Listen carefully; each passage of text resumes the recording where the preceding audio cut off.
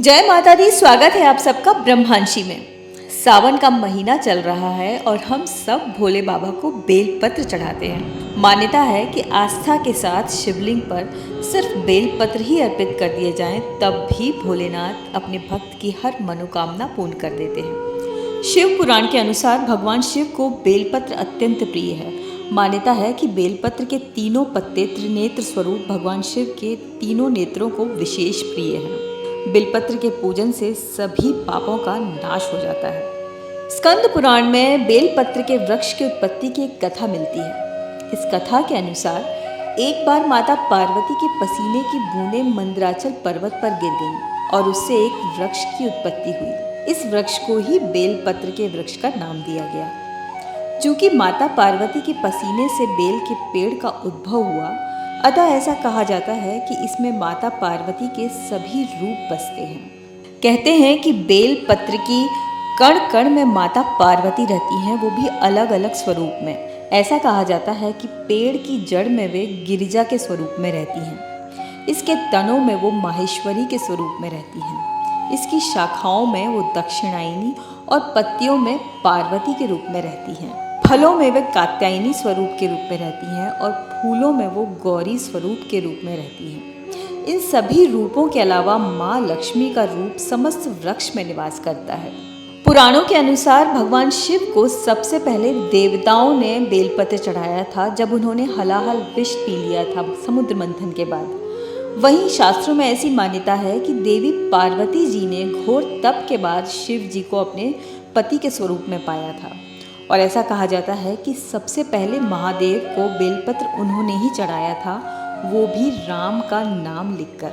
भगवान शंकर राम नाम लिखे बेलपत्र चढ़ाने से अति प्रसन्न होते हैं। ऐसा कहा जाता है कि भगवान राम और भगवान शिव दोनों का शाश्वत संबंध है।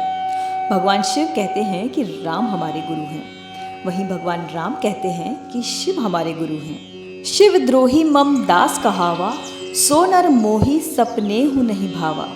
यानी कि जो शिव का द्रोही हो और मेरा दास अथवा भक्त बनने का प्रयास करे, वो व्यक्ति मुझे सपने में भी स्वीकार्य नहीं है। भगवान श्री राम को भगवान शिव बहुत प्रिय है और भगवान शिव को भगवान राम बहुत प्रिय हैं। इस नाते भगवान शंकर के शिवलिंग पर राम नाम लिखा बेलपत्र चढ़ाया जाए तो वो बहुत प्रसन्न हो जाते हैं। पुराणों के अनुसार बेलपत्र के पेड़ की महिमा अपरंपार है। ऐसा कहा जाता है कि अगर किसी की शव यात्रा बेलपत्र की छाया से होकर गुजर जाए तो उसे मोक्ष मिल जाता है। ये भी मान्यता है कि बेलपत्र के वृक्ष को सींचने से आपके पितरों को शांति मिलती है। ये तो हुआ बेलपत्र के वृक्ष का धार्मिक महत्व। अब बताती हूँ इसका वैज्ञानिक महत्व। ऐसा कहा जाता है कि वायुमंडल में व्याप्त अशुद्धियों को सोखने की क्षमता सबसे अधिक बेलपत्र के वृक्ष में होती है।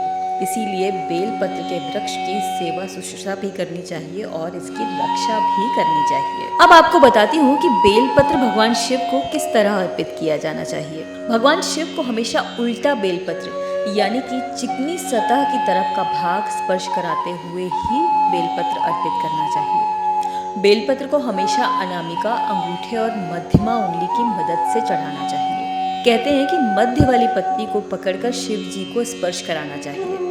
बेलपत्र की 3 पत्तियां ही भगवान शिव को चढ़ाएं। ध्यान रहे कि पत्तियां कटी फटी ना हो। ऐसा भी कहा जाता है कि शिव जी को कभी बेलपत्र अकेले अर्पण नहीं करना चाहिए। बेलपत्र के साथ जल की धारा जरूर चढ़ाएं। इसके अलावा एक बहुत ही महत्वपूर्ण बात ये कि बेलपत्र कभी भी अशुद्ध नहीं होता है।